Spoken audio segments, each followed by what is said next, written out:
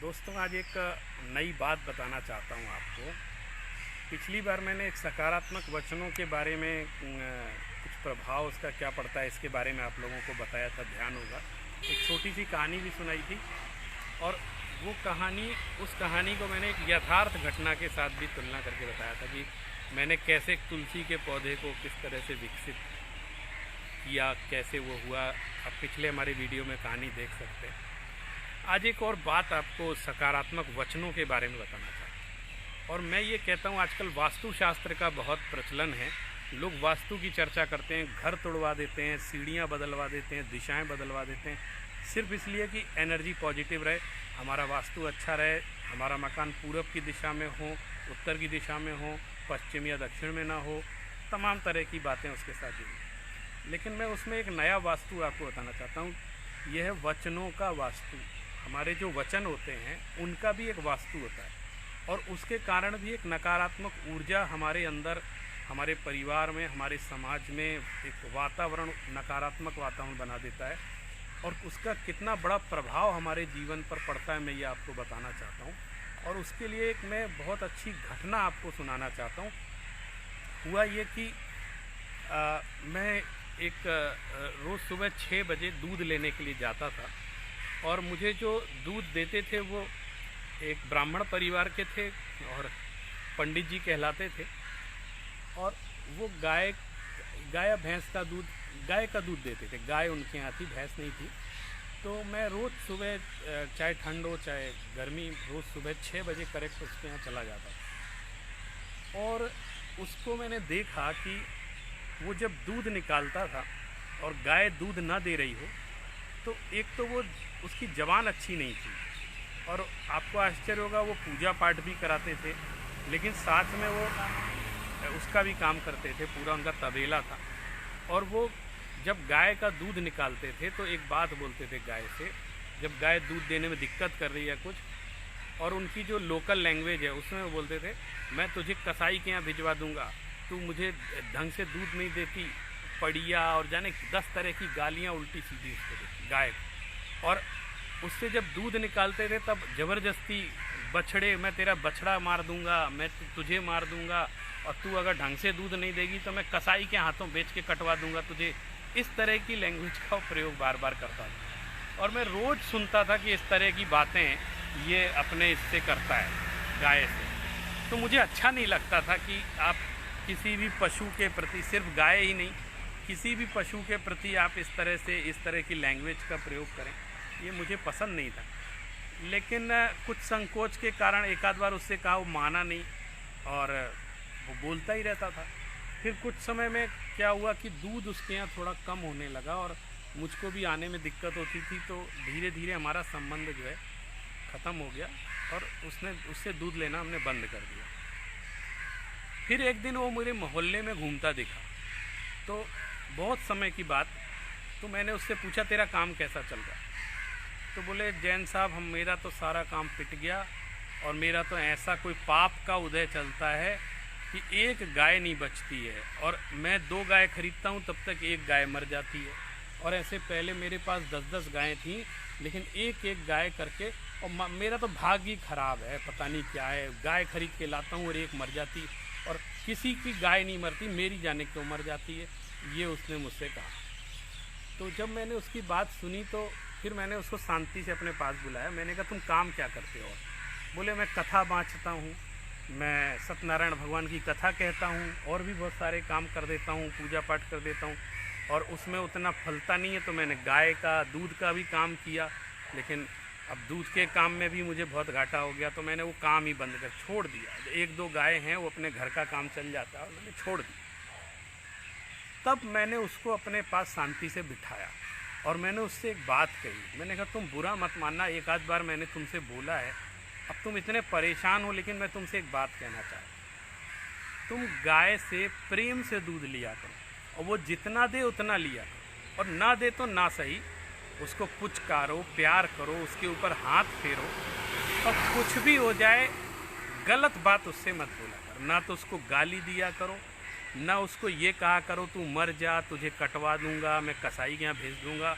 इस तरह की लैंग्वेज का प्रयोग उसके साथ मत करो। तो बोला जी क्या वो तो गुस्सा आती। मैंने गुस्से पे कंट्रोल करो और ये सोच लो कि मैं ऐसा प्रयोग नहीं करूँ। अगर तुमको सुधरना है और तुमको अपना वास्तु ठीक करना है तो तुमको ये बात अपना ज़िंदगी सुधारनी है तो ये काम करना पड़ेगा। तुम चाहते हो ना कि तुम्हारे काम में बरकत हो।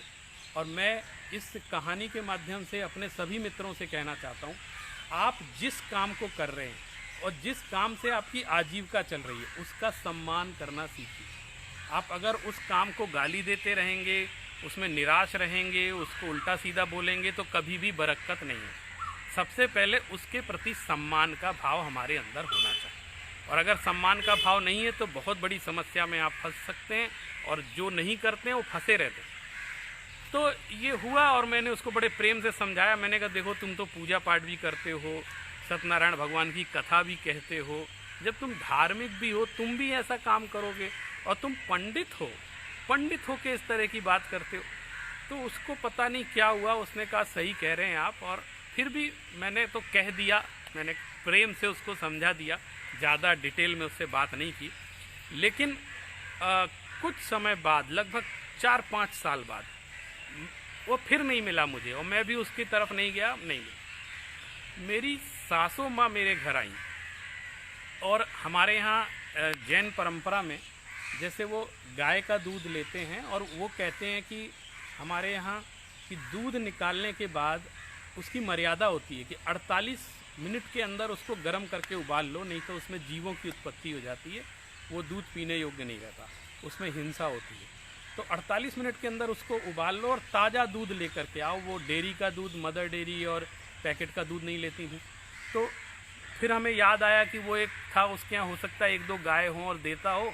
तो एक बार चलते हैं उससे, पूछते हैं कि भैया थोड़ा 1 किलो दूध रोज़ दे दोगे क्या? मुझे हमारी सासू माँ आ रही हैं और बड़ी व्रती हैं और उनको दूध चाहिए पड़ता है। तो इसके लिए मैं उसके घर गया जहाँ उसका पता था। तो मैं उसके घर खोज रहा था। बड़ा अजीब सा घर था, टूटा फूटा, और उसमें गाय बनती थी, वो दिखा ही नहीं। तो मैंने सोचा उसने घर बदल लिया होगा। फिर मैंने किसी से पूछा कि भैया ये यहाँ रहता था? बोले वो तो यहाँ से छोड़ के चला गया, उसने तो नया घर बनवा लिया। और थोड़ी दूर पर जाकर अगले लेन में उसका घर था और मैं गया तो उसने 4 मंजिल का घर उसका बना हुआ। और मैंने उसको बुलाया तो वो मुझे पहचान गया तुरंत और आया। तो मैंने कहा भैया ऐसे ऐसे है तो तुम्हारा, तो बोले साहब आप तो इधर आओ, इस समय मेरे पास इतने ग्राहक हैं, इतनी गाय हैं कि मेरे पास जगह नहीं है और मैं इतनी सप्लाई हो रही है कि दूध बचता नहीं है। और आपको 1 लीटर दूध, 1 लीटर भी चाहिए तो मैं कैसे दूं? लेकिन मैं आपको दूध ज़रूर दूंगा। आपको कितने दिन चाहिए आप बताओ, आप चिंता नहीं करो, मैं दूसरे का दूध कम कर दूंगा लेकिन आपको इस काम के लिए दूध ज़रूर दूँ। तो मैंने कहा यार तुम्हारा तो बड़ा अच्छा। उसने एक बात कही कि साहब एक दिन आपको ध्यान हो, 4-5 साल पहले मैं आपके गली में आया था, आपके मोहल्ले में, और आपने मुझे एक बात बताई थी, मेरे दिमाग में वो बात घुस गई और मैंने उस दिन से गाय को गाली देना छोड़ दिया।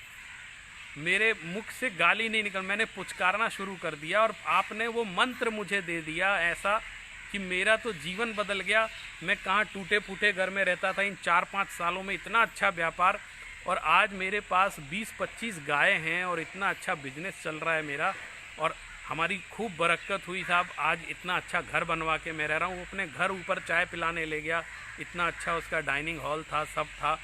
और फिर उसने कहा कि साहब ये वो जो आपने एक दिन बात कही थी वो मेरे दिमाग में घुस गई और ये आपका ही उपकार है।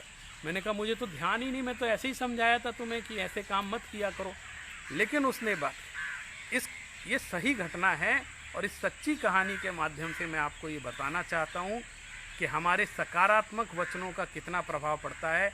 चाहे कितनी भी विपरीत परिस्थिति हो, चाहे कुछ भी हो जाए, लेकिन अपने मुख से अशुभ शब्दों का प्रयोग नहीं करना चाहिए, नकारात्मक शब्दों का प्रयोग नहीं करना चाहिए।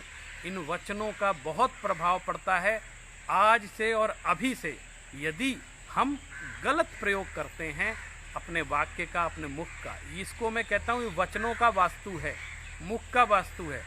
आप भी बीमार रहेंगे, दूसरों को भी बीमार करेंगे।